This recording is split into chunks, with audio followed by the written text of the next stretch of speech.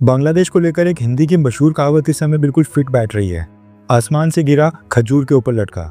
एक मुसीबत बांग्लादेश की इंटरिम गवर्नमेंट के लिए खत्म नहीं हो रही है कि वो दूसरी मुसीबत में फंसते जा रहे हैं। इलेक्ट्रिसिटी के बाद अब एक और एसेंशियल आइटम के लिए बांग्लादेश को भारत के सामने हाथ फैलाने पड़ गए हैं।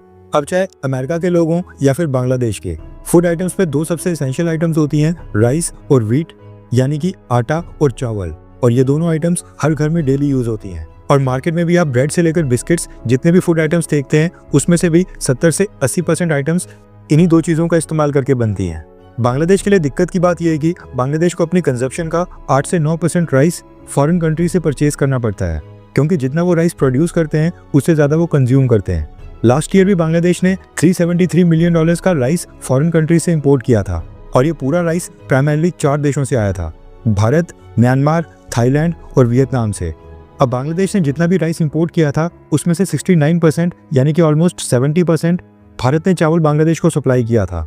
16 से 17% म्यांमार ने, जबकि 10% राइस थाईलैंड ने। अब ऐसा नहीं है कि बांग्लादेश को भारत से प्यार है इसलिए वो अपने इंपोर्ट्स का 70% चावल भारत से परचेज करते हैं। पड़ोसी देश और राइस का सबसे बड़ा एक्सपोर्टर देश होने के नाते भारत से राइस परचेज करना बांग्लादेश की सरकार को बाकी देशों के मुकाबले काफ़ी सस्ता पड़ता है।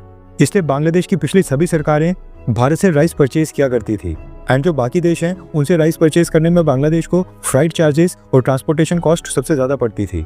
इसलिए शेख हसीना के समय भी बांग्लादेश की सरकार हर साल भारत को राइस इंपोर्ट के बड़े ऑर्डर प्लेस करती थी।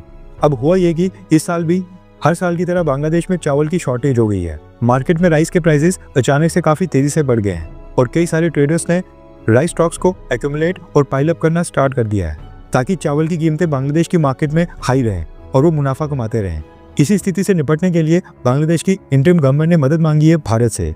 रेफरेंस के लिए आपकी स्क्रीन के ऊपर आर्टिकल का स्क्रीनशॉट है।